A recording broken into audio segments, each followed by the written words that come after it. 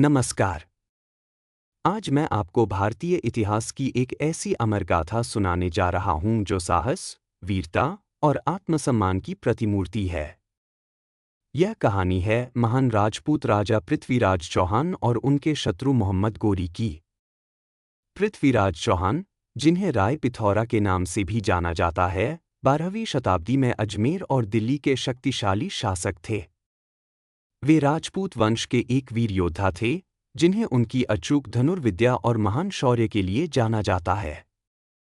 उनका जीवन और शासन केवल एक राजा की कहानी नहीं है, बल्कि भारतीय संस्कृति और सम्मान के प्रतीक है।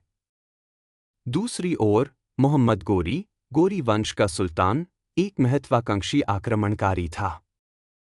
उसका सपना था भारत पर विजय प्राप्त करना और यहाँ की समृद्धि को अपने अधीन करना। तराइन का पहला युद्ध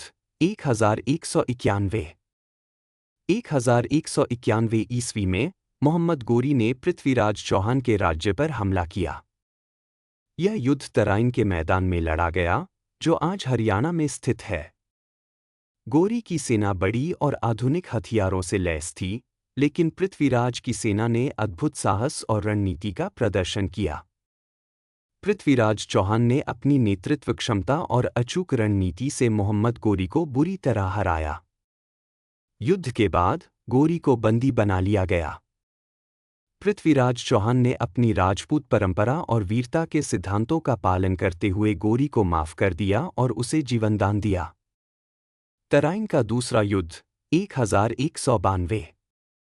दुर्भाग्यवश पृथ्वीराज की यही उदारता उनके लिए घातक साबित हुई। एक वर्ष बाद 1192 में गोरी ने अपनी पिछली हार का बदला लेने के लिए विशाल सेना के साथ फिर हमला किया। इस बार उसने राजपूतों को पराजित करने के लिए छल और धोखे का सहारा लिया।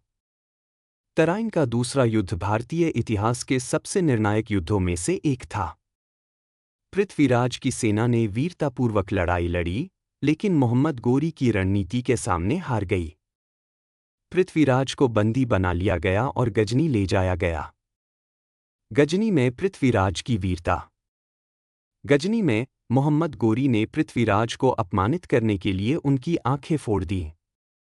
लेकिन पृथ्वीराज केवल शारीरिक दृष्टि से अंधे हुए, उनका आत्मबल और साहस अडिग रहा। उनके साथ उनके प्रिय मित्र और कवि चंद बरदाई भी थे। चंद बरदाई ने गोरी के सामने पृथ्वीराज की धनुर्विद्या की प्रशंसा करते हुए एक आखिरी प्रदर्शन की अनुमति मांगी। गोरी ने इसे अपने अहंकार में स्वीकार कर लिया। चंद बरदाई ने पृथ्वीराज को इशारा करते हुए यह दोहा कहा, 4 बांस 24 गज, अंगुल अष्ट प्रमाण। ता ऊपर सुल्तान है, मत चुको चौहान। इस दोहे ने पृथ्वीराज को दुश्मन के सटीक स्थान का पता दे दिया।